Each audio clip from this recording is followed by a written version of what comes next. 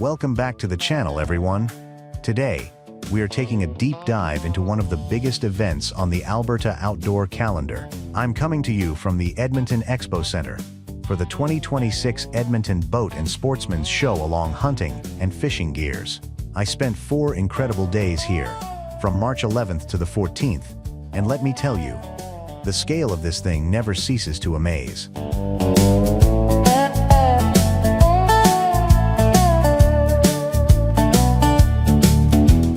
We're talking over 300,000 square feet of floor space across halls A through H.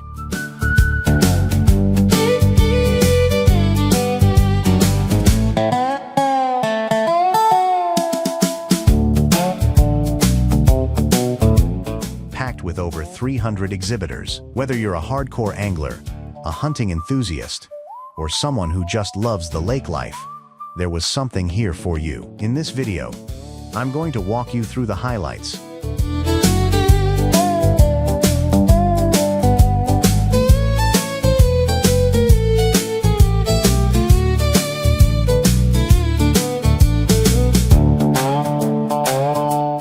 Check out the latest tech from the biggest names in the industry, and show you why this is the must-attend event for anyone who calls the outdoors home. Let's head inside and see what's new for the 2026 season. Fishing tech in the casting pond, moving away from the big hulls and into the gear. If you're into the technical side of fishing, the electronics displays were mind-blowing. I spent quite a bit of time over at the Humminbird and Minn Kota booths. Their mega live imaging has reached a point where you can literally see the fins moving on the fish in real time. It's almost unfair for the fish at this point. Speaking of catching fish, the casting pond was a major hub of activity. Josh Nugent and the team from Outfly Fishing were there again, giving demos that make fly casting look like an art form.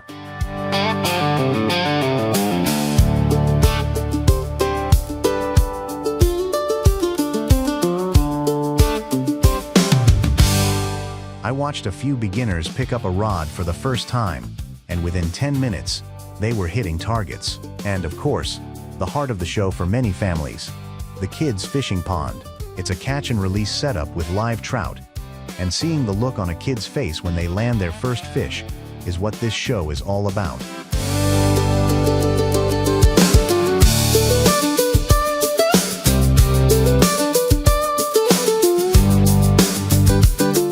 It's great to see the next generation getting hooked on the sport right here, in the middle of the city. In the hunting aisles, the selection was vast. From the latest scent control clothing to high-end optics from companies like Vortex and Swarovski. One thing I noticed this year was the massive growth in the archery section. Hall A was home to the archery provincials during the show, and the precision those athletes show is just incredible.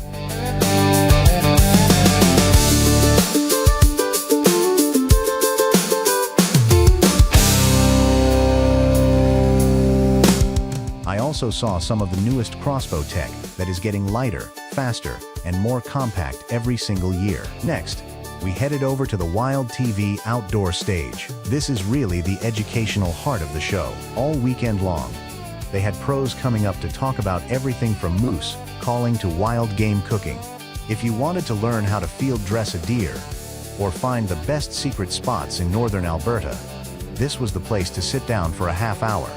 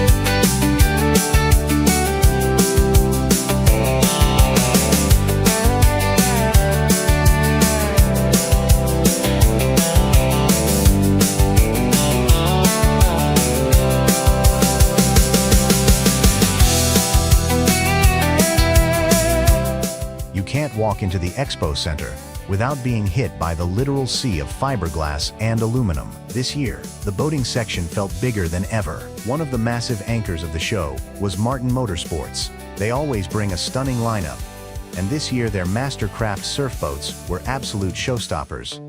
The tech in these things is getting wild touchscreen controls for wake shaping that make it feel more like driving a spaceship than a boat.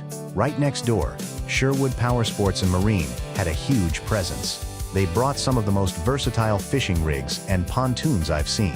If you're looking for a family boat that can double as a serious fishing platform, their Princecraft and Sea-Doo switch displays were the place to be. And we can't forget Riverside Marine and Recreational Power Sports. They had some incredible deals going on for the 2026 models. I noticed a huge trend this year toward luxury pontoons.